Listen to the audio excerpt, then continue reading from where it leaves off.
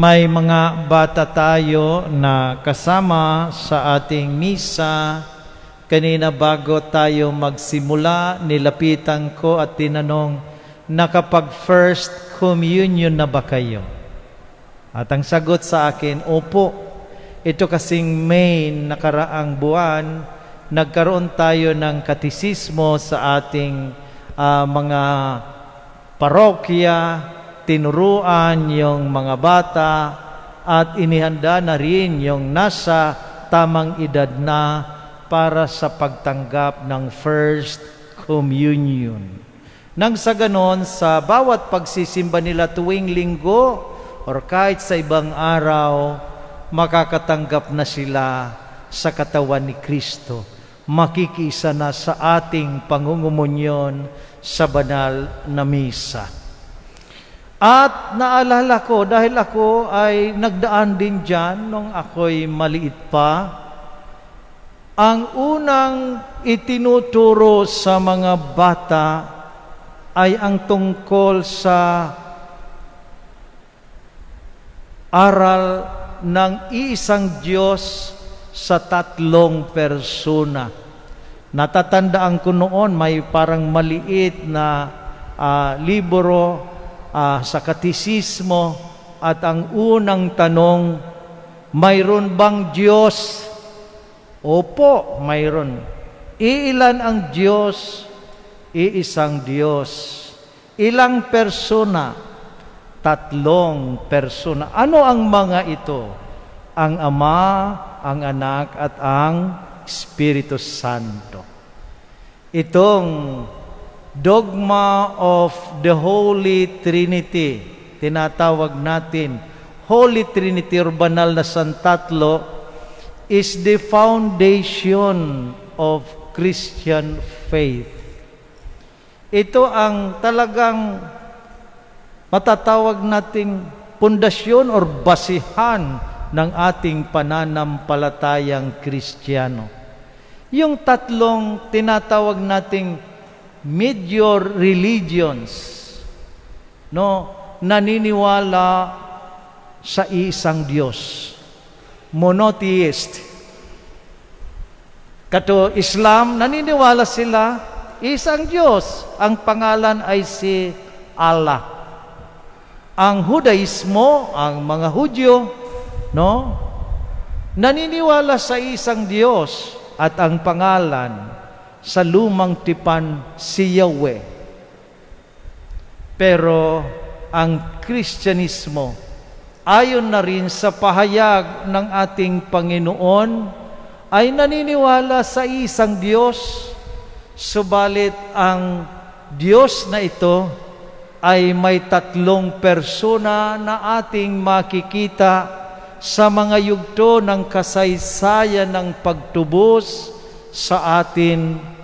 Ang Ama na siyang may likha, ang Anak na siyang tagapagligtas sa atin, at ang Espiritu Santong laging pumapatnubay sa atin. Itong mga katotohanan ay ipinahayag not impersonally, but personally, para ang Diyos sa kanyang pakikiugnay sa ating buhay, makita natin siya ay laging bahagi ng ating buhay. Kaya nga sinasabi ni Papa Benito 16, na itong ating sinasampalatayanan sa tatlong persona sa isang Diyos ay isang aral na makapagdudulot ng pagbabago sa ating buhay, makakasustini sa ating buhay, life-changing and life-sustaining. Kaya hindi maari na ang ating kaalaman ay mananatili lang dito sa ating kaisipan, kundi ang ating kaalaman sa iisang Diyos nakaugat sa ating buhay.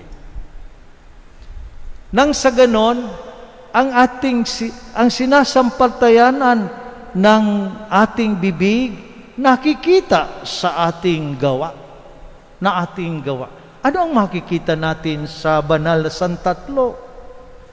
Magkaiba-ibang persona, iisang kapangyarihan, walang pagkakaiba, may kanya-kanyang pag-iral, may kanya-kanyang misyon, may kanya-kanyang gawain. Iisang Diyos, pero iisa, nagkakaisa sa pag-ibig.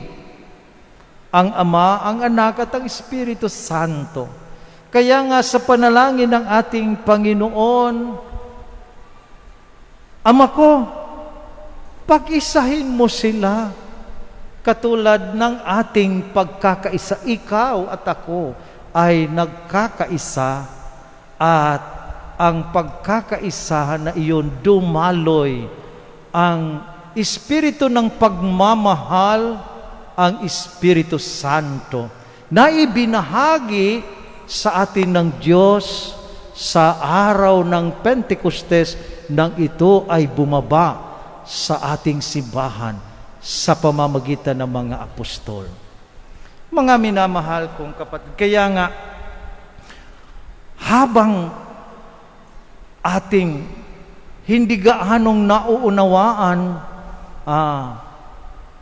itong misteryong ito, hindi yun ang dapat pagtuunan natin ng ating atensyon, ng ating oras, kundi ang mas importanteng bagay dito sa pananampalataya sa misteryong ito, makikita sa buhay natin.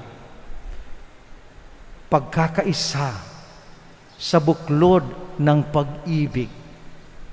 Marami tayong mga asosyasyon. Ako, when I was a seminarian, I was invited to join some association or organizations sa seminaryo. Narinig ko sa mga members ng different organizations yung kanilang dahilan kung bakit sumali sila, umanib sila. Maganda ito kasi matutulungan ka. No? Yung motibo ng inyong pag-anib, pansarili. Matutulungan ka. Pagka nangangailangan ka, ayun kanina pinag-usapan namin, yung pagkaanib doon sa isang asosasyon, ang dahilan, connection. No? Connection. So, makikita natin, may mga personal agenda tayo kung bakit tayo nakikisa, nakikilahok, umaanib. No? Pero ang itinuturo sa atin ng ating sinasampalatayanan ngayon at ating ipinagdiriwang kapistahan, yung ating pakikisa, walang iba kundi ang pag-ibig na mayroon tayo sa isa't isa.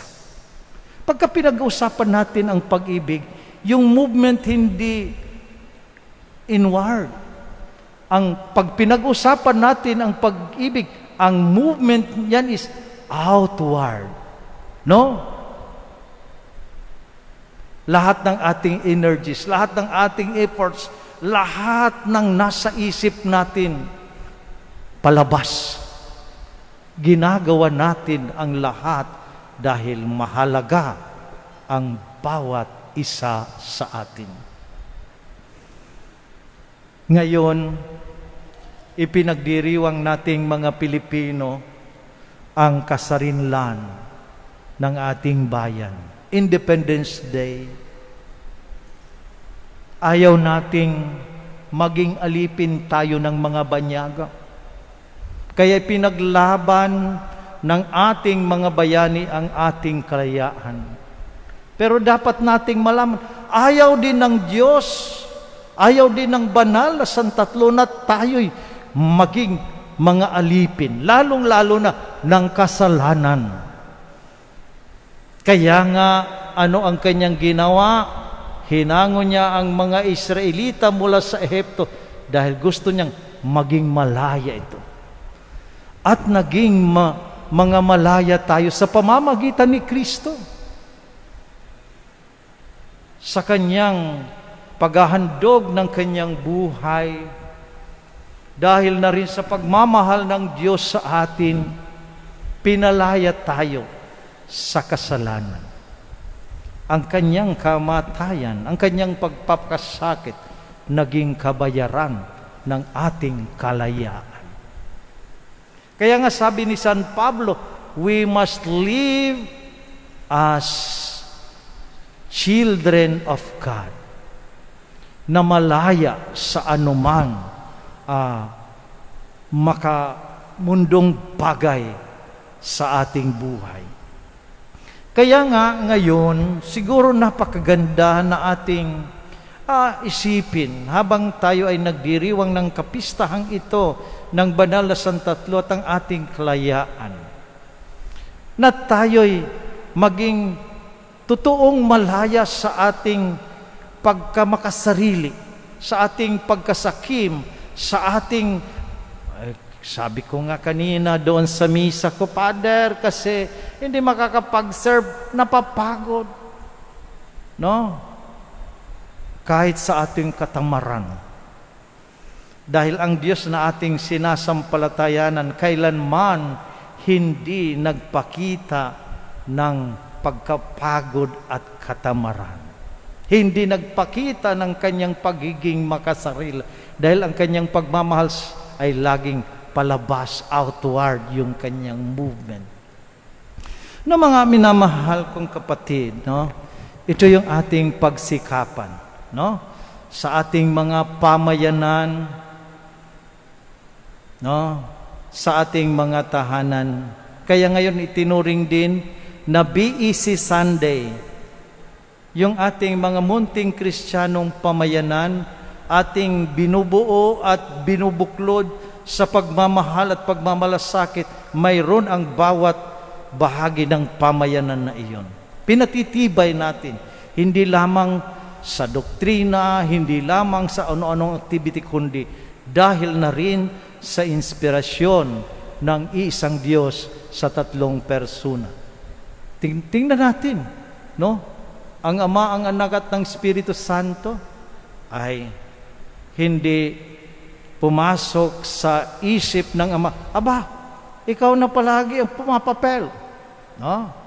Minsan nagiging problema natin yan sa ating samahan, sa ating mga organisasyon. Sino ang masusunod? Sino ang magsasalita? Sino ang magdidesisyon? Sino ang gaganap? Kapag tayo ay nasa sideline, aba, masama na ang loob natin. Now, sabi ni San Pablo, in our celebration last Sunday, iisang Espiritu, pero iba't iba ang kaloob. Iisang katawan, pero iba't ibang bahagi. Pero iisa tayo sa buklod ng pag-ibig ng Panginoon. Mga minamahal kong kapatid, tayo ay may kanya-kanyang papel sa ating pamayanan. Gampanan natin at tulungan natin ang ating pamilya at pamayanang kinabibilangan mamuhay sa diwa ng Banal na Santatlo.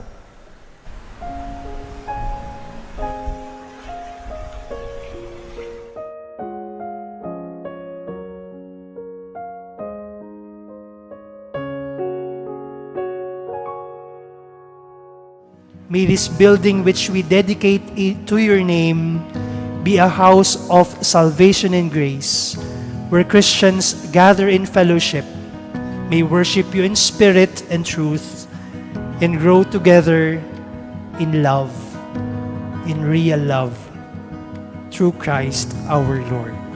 Amen. Maraming salamat po at magandang gabi sa inyo.